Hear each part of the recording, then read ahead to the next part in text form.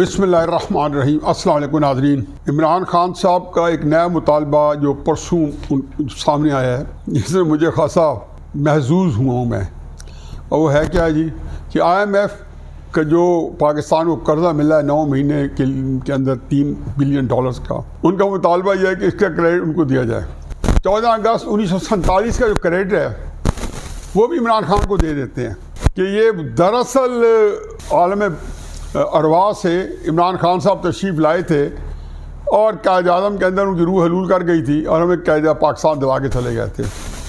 کیا یار مضحکہ خیز باتیں کرتے ہیں، میں عجیب و غریب۔ اصل یہ بات نہیں ہے، بات یہ ہے کہ IMF کا پروگرام رکوانے کے لیے جتنے انہوں نے جتن کیے، جتنی کوشش کی، اور جو انہیں طریقے، میں کہتا ہوں کہ اتنے گندے طریقے آزمائے کہ جہاں جن کا سابق وزیر خزانہ شوکت ترین کوئی 7-8 مہینے پہلے جب IMF کا پہلا پروگرام یہاں مفتاح کے صاحب کے ٹائم پہ تھوڑا سا اپروو ہوا اور جس کے ریویو دوبارہ ہونا تھا، اس وقت جب وہ بالکل جتن کر رہے تو اپروو کرانے کے لیے، اور الحمدللہ وہ ہو بھی گیا، تو شوکت ترین نے اپنے KP میں ان کی حکومتی تحریک انصاف کی، پنجاب میں تھی، اللہ کے الحمدللہ مرکز سے وہ جو ہے فارغ ہو چکے تھے، تو انہوں نے سارے وزراء خارجہ خزانہ کو فون کیا اپنے دونوں کو اور کہا کہ جی آپ لیٹر لے کے IMF کو اور پروگرام رکوائیں۔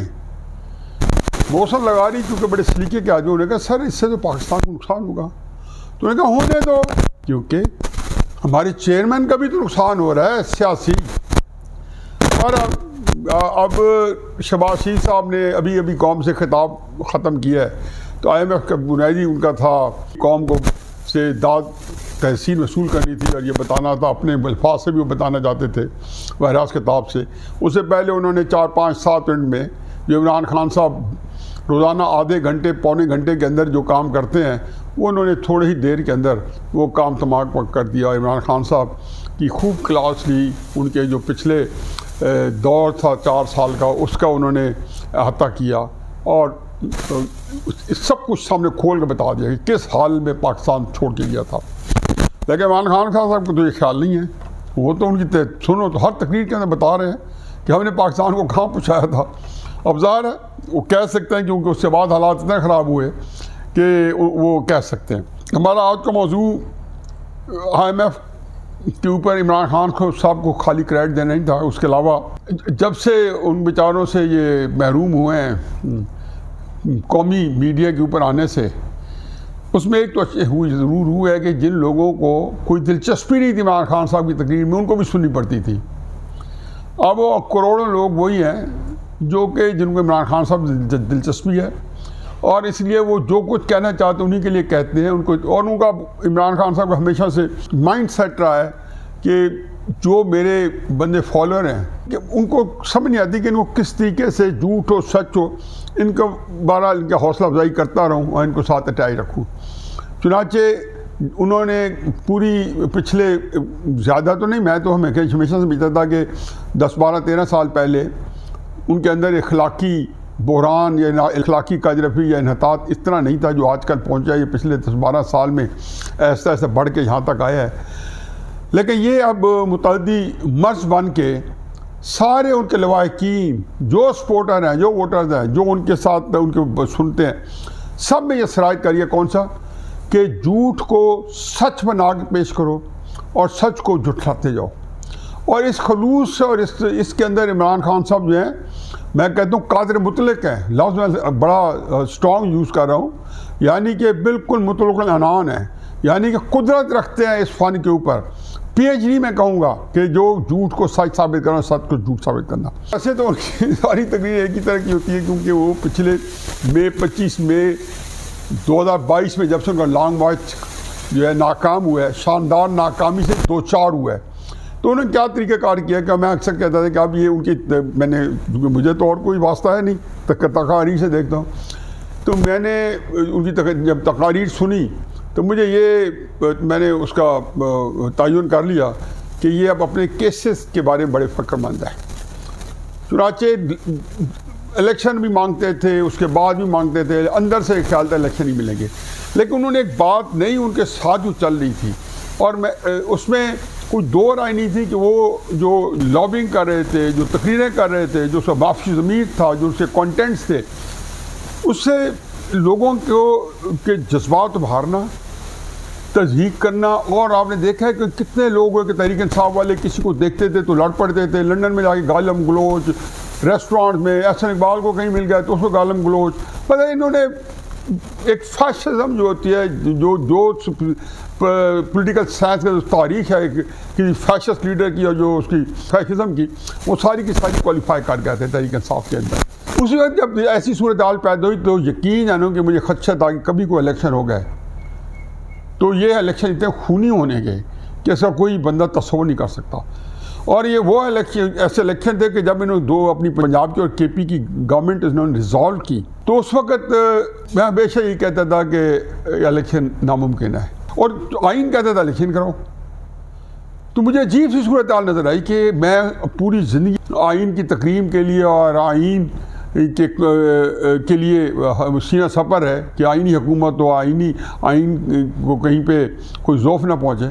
تو کیا وقت ہے کہ آئین پہ عمل کرتے ہیں تو ریاست بیٹھتی ہے، اور ماورائے آئین تو ہمیشہ سمجھتا ہوں کہ تباہی ہے، ڈیزاسٹر ہے. یہ وہ صورتحال تھی جو عمران خان صاحب نے 25 مئی کے بعد ایک اکٹھی کرنی شروع ہوئی. ان پہ جب حملہ ہوا تو لا محالہ اس وقت بھی لوگ پشاور کے کور کمانڈر اور لاہور کے کور کمانڈر کی طرف آ گئے، کیونکہ ان کا بیانیہ یہی تھا. وہ لوگوں کے بات میں ابھار رہے تھے. اب لگے ہوئے ہیں، کل بھی لگے ہوئے تھے یا پرسوں، کہ وہ دیکھیں جی میں تو رہتے بندے ہوتے ہیں تو کیا ہوتا ہے، بغاوت کیا ہوتی ہے. بھائی شہری جب بھی قبضہ کرتے ہیں، شہری جب بھی بغاوت کرتے ہیں، چاہے امریکہ کے اندر کیپٹل ہل کے اوپر جن کو 20-25 سال کی سزائیں مل رہی ہیں، جو ٹرمپ کی محبت میں کہ جی ٹرمپ کو الیکشن سے زبردستی باہر کیا گیا ہے، اس طرح یوکرین میں کسی زمانے میں لوگ گھس گئے تھے. یہ سارے یہ ایک ریولوشن ایسے ہی ہوتا ہے. چنانچہ عمران خان صاحب کی تو تمنا یہی تھی. اب جب وہ ظاہر، لیکن اس کے لیے 2-4 ہزار بندے نہیں ہوتے جو انہوں نے 9 مئی کو نکالے ہیں کہ 2,000-2,500 کور کمانڈر کے باہر چلے جاؤ، 1,000 500 600 پشاور کور کمانڈر کے باہر، کہیں پہ 1000 کہیں پہ 500، میاں والی کے اندر 200 150. بھائی یہ اس سے جو یوکرین کے اندر جو کیا اورنج ریولوشن تھا، یا کہاں پہ مصر کے اندر کوئی عرب سپرنگ آئی، یہ اس طرح نہیں آئے تھے. یا امام خمینی صاحب آئے تھے تو اس طرح نہیں آئے تھے. لاکھوں لوگ آ گئے تھے. پھر چار جو ہے لوگوں کو جب سڑک میں دیکھا سارے بھاگ جاتے ہیں. بے شمار ملکوں میں ایسا ہوا ہے. سری لنکا کے اندر دیکھ لیں، یہ اس طرح پھر لوگ پچھلے دروازے بھاگ جاتے ہیں. تو بندے تو آپ 25 مئی کو کیا نکالتے ہیں؟ 26 نومبر کو آصف منیر صاحب کی اپائنٹمنٹ رکوانے کے لیے، تعیناتی رکوانے کے لیے بندے آپ کے پاس 4000 آئے، کہتے ہیں 4 لاکھ تھے. تبھی میں نے کہا اندازہ لگا یہ بندہ جو ہے ہیلوسینیشن کا شکار ہے، ڈیلوژن کا شکار ہے، یہ کس خام خیالی کا شکار ہے. چلو اب وہ فرما رہے ہیں جی کہ یہ کوئی بغاوت کیا تھی، نہتے لوگ تھے. یعنی کہ یہ بندہ، لیکن کوئی فرق نہیں ہے. جو بندے سن رہے ہیں وہ مان رہے ہیں اور ماننے تھے. جو اگر میں نے جب سے قوم میڈیا پہ نہیں آیا، پہلے تو جب قوم میڈیا پہ آتے تو میں نہیں سنتا تھا، بار بار وہی ریپوٹیشن سامنے پتہ بھی چل جاتا تھا کیا کہہ رہے ہیں. تو میں اب دوسرے چوتھے دن بڑے اہتمام سے ان کی باتیں سن لیتا ہوں گے. اور میڈیا کے سارے لوگوں کی مجبوری ہے کہ وہ کچھ نہ کچھ سنتے رہے، تاکہ انہوں نے اپنے ان کی باتیں سن کے بتائیں کہ یہ ذہنی طور پہ یا ہر لحاظ سے کہاں کھڑے ہیں. اب اس میں جو انہوں نے اس کی جو کہتے ہیں وائز دلیل لائی، جو میکے جواز میں اقبال کو یہ ضد ہے کہ پینا ہی چھوڑ دے، وہ تو ان کی جو دلائل ہوتے ہیں ایسے ہوتے ہیں. لیکن مجھے صرف 2 باتوں میں بات کرنی ہے، ایک تو توشہ خانہ کے کیس کا، اور ایک جو القادر ٹرسٹ ہے. میں اس میں تفصیل میں نہیں جاؤں گا، کیونکہ ایک چیز کے اندر آپ ٹی وی میں بہت دیکھ چکے ہیں، بڑی مٹی پلیت ہو چکی ہے. وہ شہزاد اکبر کو 2-3 دن پہلے کاشف عباسی صاحب لائے، وہی باتیں عمران خان صاحب ابھی تک تقاریر میں کر رہے ہیں. مجھے اس کے اندر میں نے کئی دفعہ کہہ چکا ہوں کہ توشہ خانہ کے اندر آج بھی عدالت بلایا نہیں گیا. باتیں سنیں تو کہیں گے کہ جی حضرت علی کی مثال دیں گے کہ جی انہوں نے کہا جی تمہارے بیٹی کی گواہی قبول نہیں کرتا ہوں. آج میں اس میں مثال دے رہے تھے جی کہ ایئن بوتھن کے مقابلے میں کیس جیت گیا، حالانکہ وہاں وہ طاقتور آدمی تھا. اب اندازہ لگائیں، اس کی کہیں مماثلت نہیں ملتی.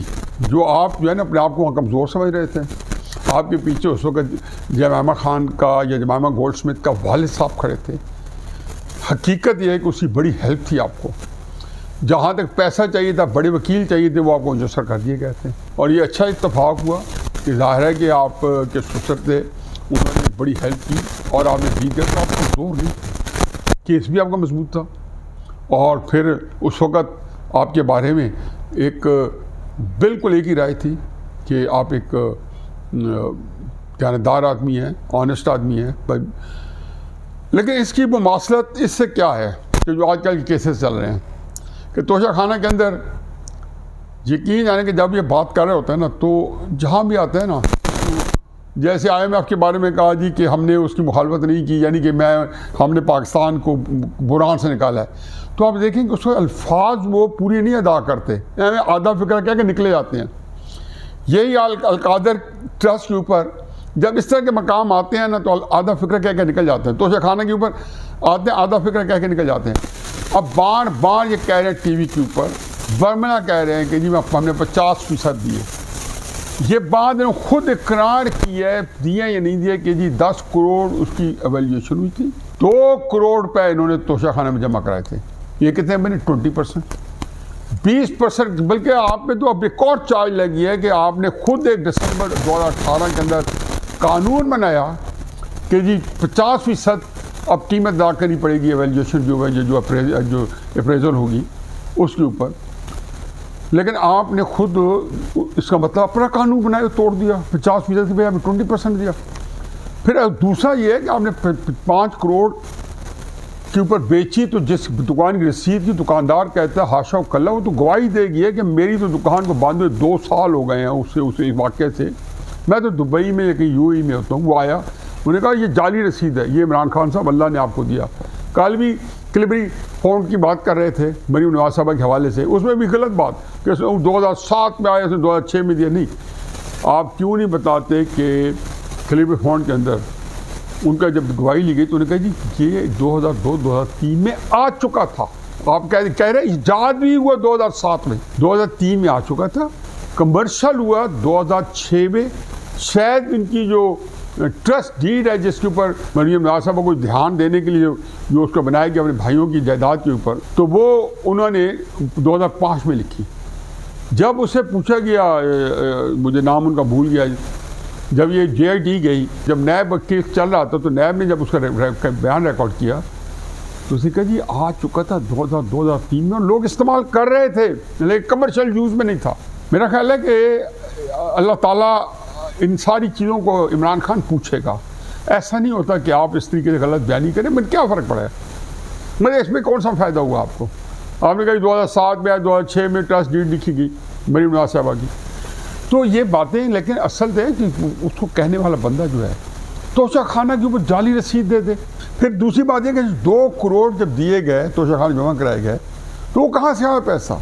کہیں ایسا نہیں ہوا کہ گھڑی نکلوا لی گئی اس کے بعد 2 کروڑ دیے گئے. اور اس کے تو یہ وہ ساری چیزیں تو آپ کے اچھا پھر کیس چلنے کیوں نہیں دیتے؟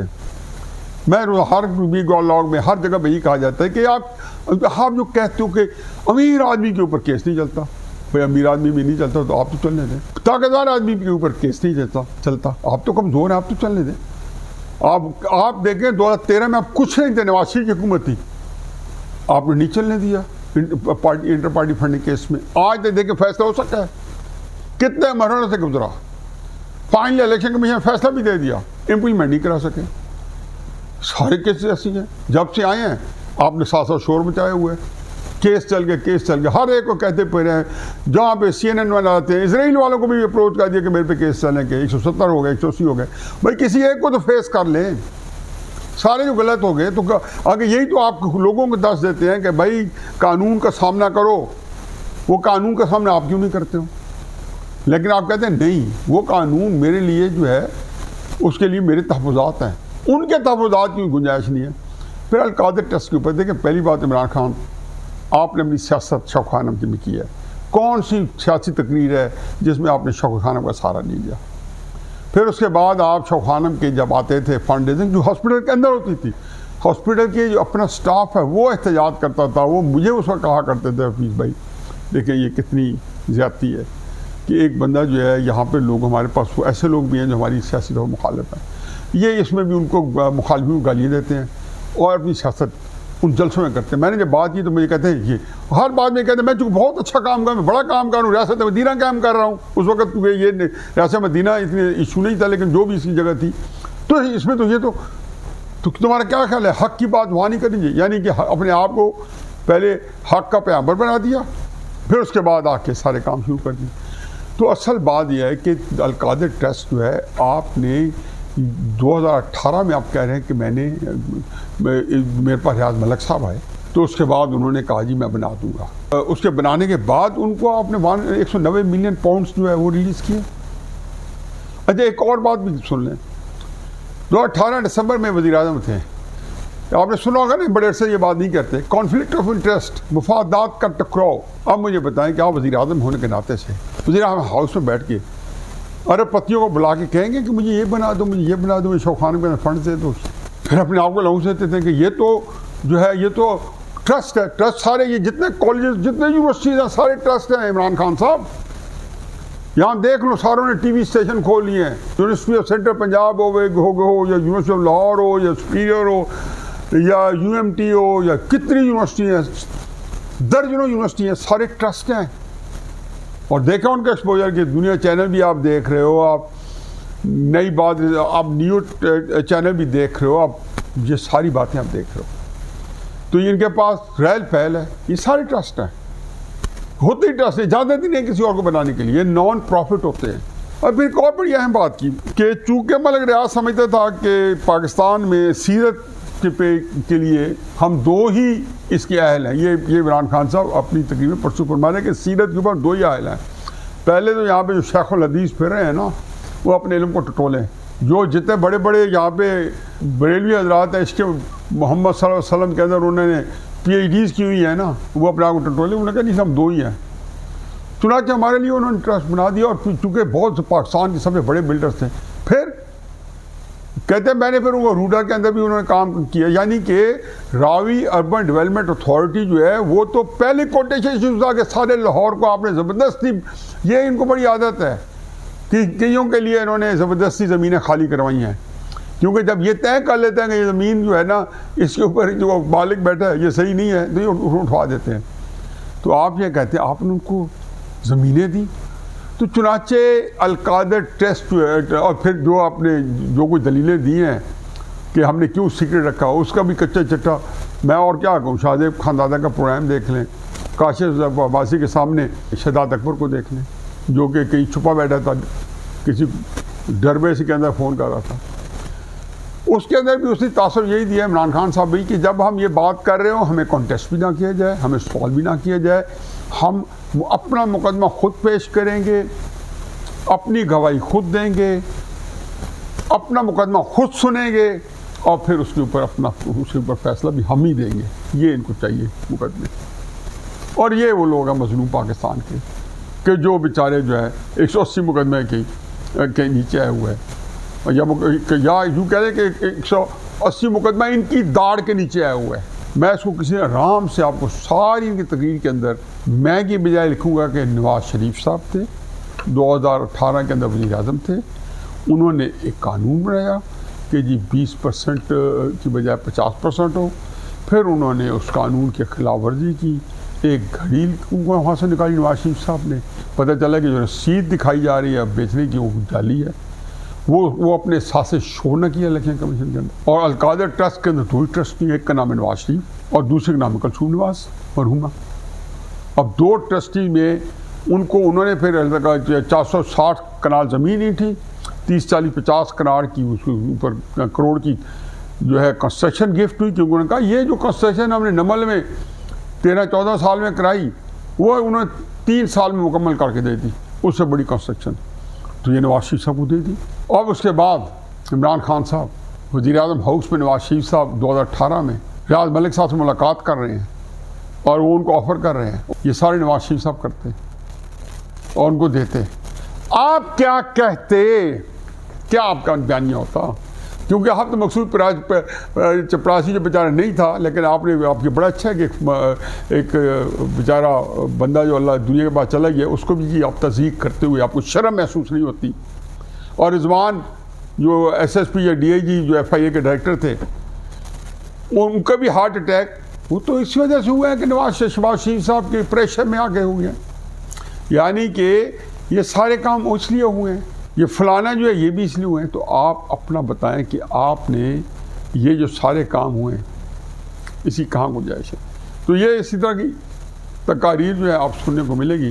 لیکن میرا اپنا خیال ہے جی کہ ہے تو بڑا مشکل کام اور اس سے پاکستان کو بڑا نقصان پہنچنا ہے، لیکن عملاً ان ساری باتوں سے میں ایک ہی تیّن کرتا ہوں کہ ابھی تک آپ جو ہیں بالکل ایک اس سمجھ بیٹھے ہیں کہ آپ کے پاس یہ قدرت ہے کہ آپ پاکستان کو تباہ و برباد کر سکتے ہیں تاکہ آپ اسٹیبلشمنٹ کو سرنگوں کر سکیں یا بدلہ لے سکیں.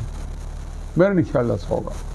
وہ خطرہ یہ ہے کہ چونکہ دونوں میں سے ایک کا سرنگوں ہونا ضروری ہے، تو جو بھی سرنگوں ہوگا وہ ہمیشہ ہمیشہ کے لیے ختم ہوگا، چاہے فوج ہو چاہے آپ ہو. میرا نہیں خیال کہ فوج ہو سکتی ہے. مجھے لگتا یہی ہے کہ یہ آپ ہی کو قربانی دی ہوگی. وما علینا الا البلاغ.